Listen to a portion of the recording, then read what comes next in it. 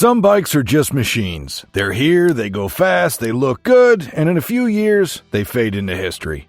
But then there are the motorcycles that break the rules, rewrite the playbook, and flip the whole industry on its head.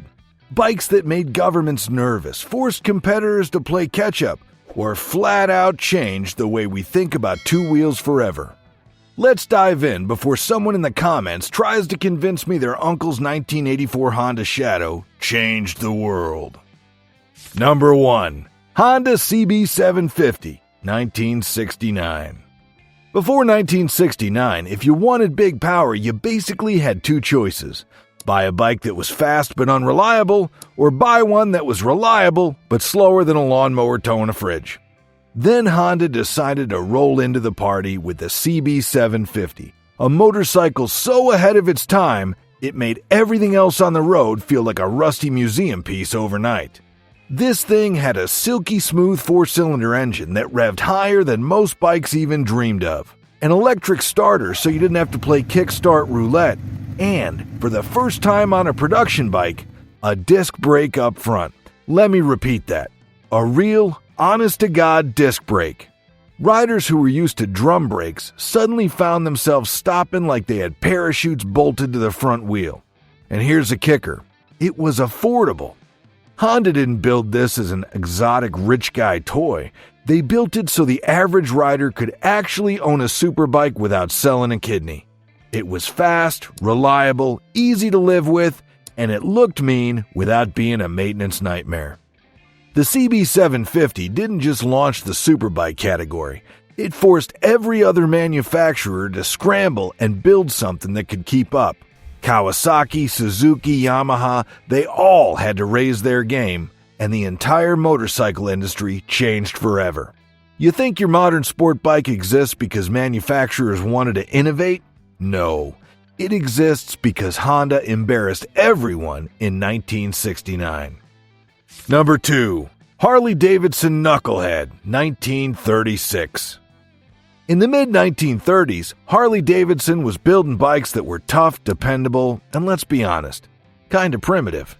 Then came the Knucklehead, and suddenly, Harley wasn't just making motorcycles anymore, they were making legends. First off, the name, Knucklehead, wasn't some marketing gimmick. It came from the way the rocker boxes looked, like knuckles sticking up from the engine. But what really mattered was what was inside. This was Harley's first big twin with overhead valves. In plain English, it breathed better, made more power, and could run at higher speeds without feeling like it was going to scatter parts across the highway. This bike wasn't just an engineering upgrade, it was the start of Harley's whole icon status. The Knucklehead looked muscular and mechanical in a way that screamed American steel, and it set the visual tone for decades of Harley big twins. Chrome, curves, and an engine that looked like it could power a battleship. It also arrived at the perfect time. Post-Depression America was hungry for freedom and speed, and the Knucklehead delivered both.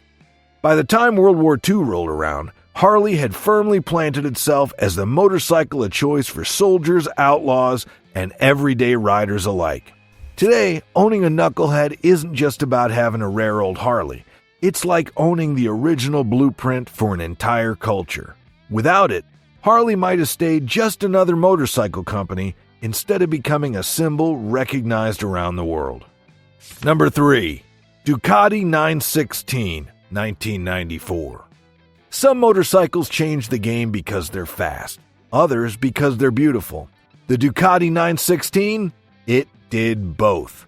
And then it walked into the history books wearing red paint and a smug grin. When the 916 showed up in the mid-90s, sport bikes were already quick, but they mostly looked like plastic wedges designed by people who had never seen a curve in their life. Then Ducati unveiled this thing. A razor-sharp, sculpted masterpiece that somehow looked fast even when it was parked on the showroom floor. The design wasn't just pretty, it was functional. Mass was centralized, the underseat exhaust freed up space for aerodynamics, and the whole chassis felt like it was telepathically connected to the rider. This wasn't just about going fast in a straight line. The 916 could dance through corners like it was on rails. and didn't just look good on the street, it destroyed on the track. Carl Fogarty took multiple World Superbike Championships on it, and suddenly every sport bike manufacturer realized their machines looked outdated overnight. Even Japanese engineers had to admit Ducati had just set the new gold standard. Owning a 916 back then was like having an Italian supermodel in your garage. Temperamental, high maintenance, but worth every headache when you fired it up and heard that V-twin roar.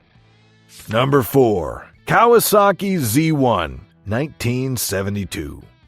The Kawasaki Z1 didn't just enter the superbike arena, it stormed in, kicked over the furniture, and rewrote the rules. In the early 70s, Honda's CB750 was the reigning king, and Kawasaki's engineers basically said, "Cool story, watch this." The result? A 903cc inline-4 pumping out a then insane 82 horsepower, wrapped in a bike that could cruise all day or rip your arms off when you twisted the throttle. This wasn't just about brute force. The Z1 was reliable, fast, and surprisingly refined for something that could humiliate most cars on the road. It became the darling of speed freaks, custom builders, and anyone who wanted a machine that could be both a daily ride and a quarter-mile terror. Governments were not thrilled. Some lawmakers in Australia and the UK actually floated the idea of limiting motorcycle power because of bikes like the Z1. Riders, of course, saw this as confirmation that they were now in possession of something truly special. The Z1 wasn't just a bike, it was a statement. It told the world that Kawasaki was here to play hardball and that too much was just the right amount. 50 years later, it's still one of the most legendary motorcycles ever built. Number 5. BMW R32, 1923. Before the R32, BMW didn't make motorcycles, they made airplane engines. But after the First World War, with aircraft production banned, they had to pivot. And pivot they did, straight into creating one of the most influential bikes of all time. The R32 wasn't just BMW's first motorcycle, it was the blueprint for almost every BMW bike that came after. It introduced the now iconic Boxer twin engine, mounted horizontally so the cylinders stuck out like stubborn elbows. This wasn't just for show, kept the engine cool and allowed for easy maintenance. It also used a drive shaft instead of a chain, which was cleaner, more durable, and basically indestructible compared to the messy, high-maintenance chains of the era. In 1923, the R32 could hit a top speed of 60 miles an hour, fast for the time, and it was built like a tank. Riders quickly realized it wasn't just a machine, it was a companion that could be ridden for years without falling apart. That set BMW's reputation for building bikes that were engineered to survive almost anything. A century later, the DNA of the R32 is still in every BMW Boxer you see. It's not just a historical artifact, it's the great-grandfather of an entire motorcycle dynasty. Number 6. Yamaha YZF R1, 1998. In the late 90s, the leader bike class was already intense, but Yamaha decided intense wasn't enough. They wanted something that would blow the doors off everything else, and they delivered with the 1998 YZF R1. This wasn't just another fast bike, it was a total rethink of how a superbike should be built. The big trick was the stacked gearbox design, which shortened the engine and allowed Yamaha to give the R1 an incredibly compact chassis. The result? A 1000cc bike that handled like a 600. Suddenly, riders could have brutal straight-line power without feeling like they were wrestling a freight train through corners. It packed 150 horsepower into a package that weighed less than most competitors' 750cc machines. The throttle response was razor sharp and the styling was aggressive without being overdone. And it instantly made every other leader bike feel outdated. Track riders loved it, street riders loved it, and journalists ran out of superlatives trying to describe it. Within a year, the R1 had become the benchmark for superbikes, something manufacturers are still chasing today. In short, the 1998 R1 didn't just raise the bar. It threw the bar into orbit.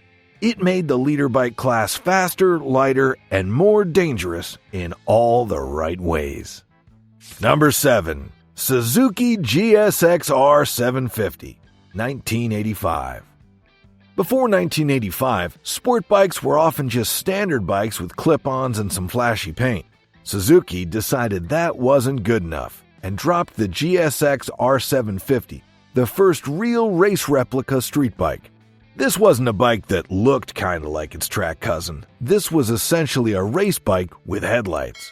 The Gixxer's secret weapon was its aluminum frame, a rarity at the time, which kept the weight way down without sacrificing rigidity. Combined with a screamin' 750cc inline 4, it tipped the scales at under 400 pounds dry, light years ahead of the competition. It also came with a fully adjustable suspension, aerodynamic bodywork, and an aggressive riding position that said, "You're not here for comfort." The GSX-R750 proved that street riders would buy and love a machine designed with uncompromising track performance in mind. It kicked off the modern sport bike arms race, forcing every other manufacturer to step up or be left in the dust. It also gave birth to a cult following. Decades later, Gixxer riders still brag about the original's raw, uncompromising feel, back when bikes didn't have electronics to save you from yourself. In one move, Suzuki redefined what a street sport bike could be, and the rest of the industry has been playing catch-up ever since. Number 8. Indian Scout, 1920. The 1920 Indian Scout wasn't just another motorcycle. It was a two-wheeled Swiss Army knife. Light enough to flick around town, strong enough to handle cross-country trips, and fast enough to win races. It was the kind of bike that made its rider feel like they could do anything. Indian nailed the formula with a compact 600cc V-twin that was reliable, easy to maintain, and surprisingly quick for the era. Riders loved its low center of gravity, which made it stable enough on rough roads, and back then, paved roads were more suggestion than reality. The Scout became a favorite for everyone from weekend riders to hardcore racers. And then there was its wartime service. During World War II, Indians supplied Scouts to the U.S. military where they were used for everything from dispatch riding to reconnaissance. These bikes took a beating in the field and kept running, which only added to their legend. On the racing scene, the Scout became a weapon of choice for dirt track and hill climb competitors. Its balance of speed, agility, and bulletproof reliability made it a machine that could win on Sunday and still get you to work on Monday. More than a century later, the Indian Scout name still carries weight. Proof that when you build a bike that can do it all, people remember. Number 9. Triumph Bonneville T120, 1959. The Triumph Bonneville T120 wasn't just a motorcycle. It was the motorcycle if you wanted to look fast standing still. Born in an era when British bikes ruled the streets, the Bonneville blended cafe racer style with enough power to back it up.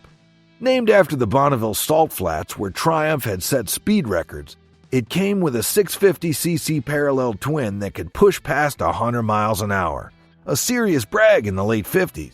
But Bonneville wasn't just about speed, it was about style.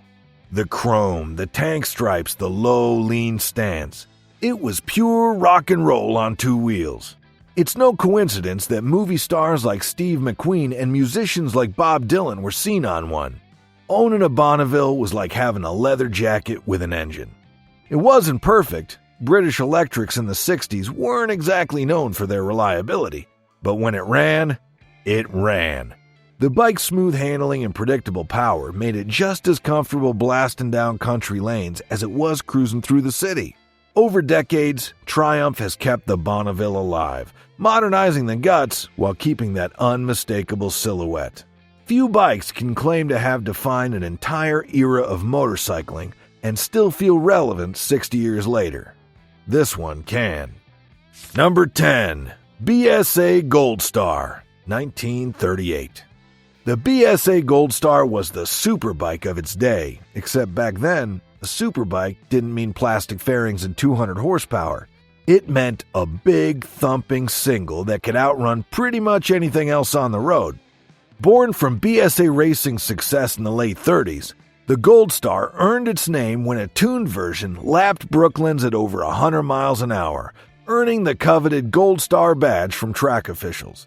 It came with a hand-built 500cc single-cylinder engine that was as raw as it was rewarding. This wasn't a bike you just hopped on and rode. This was a machine you tamed. Kickstarting one on a cold morning could feel like an Olympic event. The sound and feel once it came to life, worth every sore ankle. Racers loved it because it was light, nimble, and just powerful enough to be a real threat on the track. Riders loved it because it was equally at home tearing down a winding country road. By the 50s, it had become the dream bike for countless young motorcyclists, and even today, collectors get weak knees over a pristine Goldie. The Gold Star didn't just win races. It helped cement the idea that motorcycles could be precision-built, high-performance machines for real riders, not just utilitarian transport. Number 11. Vincent Black Shadow, 1948. If the BSA Gold Star was a thoroughbred, the Vincent Black Shadow was a full-blown predator. In 1948, this thing rolled out of Stevenage, England, looking like it had come from the future, and in a way it had. At a time when most bikes struggled to break 90 miles an hour, the Black Shadow was doing 125 straight from the factory. That was car territory back then, and not the family sedan kind. More like the rare sports car your neighbor's uncle claimed to have seen once.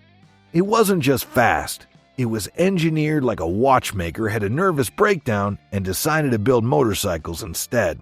The massive 998cc V-twin was mounted as a stressed member in the frame, which was revolutionary for its time.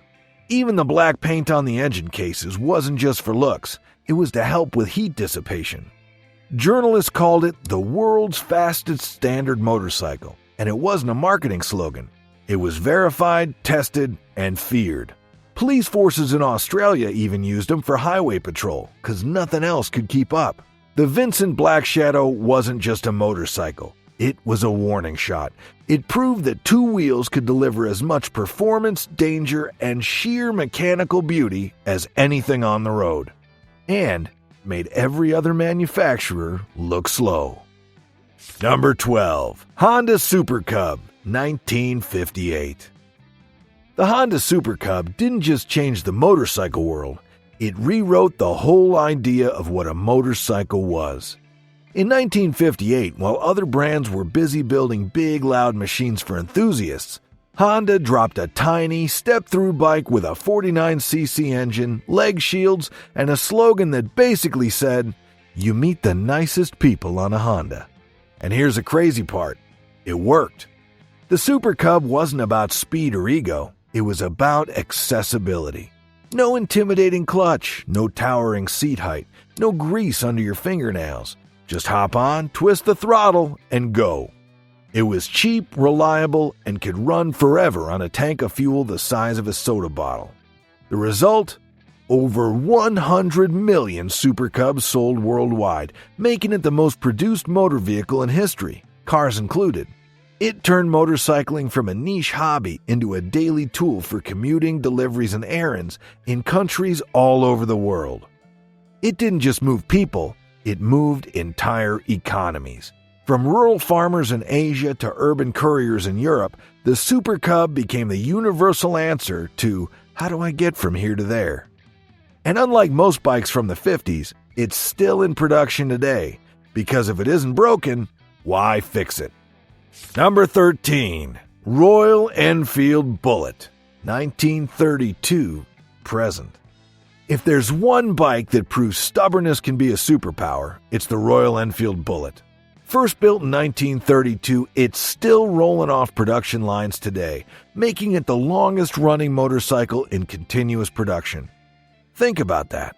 This thing has outlived world wars, disco, the fax machine, and more than a few motorcycle companies. The Bullet didn't become a legend by chasing trends. It stuck to a simple formula. Thump out a steady beat, go anywhere, and be easy to fix when it inevitably needs a little love. That last part is key. The Bullet's simplicity is exactly why it's beloved in places where dealer network means guy down the street with a wrench. It's been a commuter in crowded Indian cities, a workhorse in the mountains, and a symbol of classic style for riders who want something timeless. Sure, it's been updated over the years, a little, but it still looks like it could be parked at a tea shop in the 50s. Owning a Bullet isn't about speed or cutting-edge tech. It's about having a motorcycle that will outlast you, your kids, and maybe your grandkids. It's not just a bike.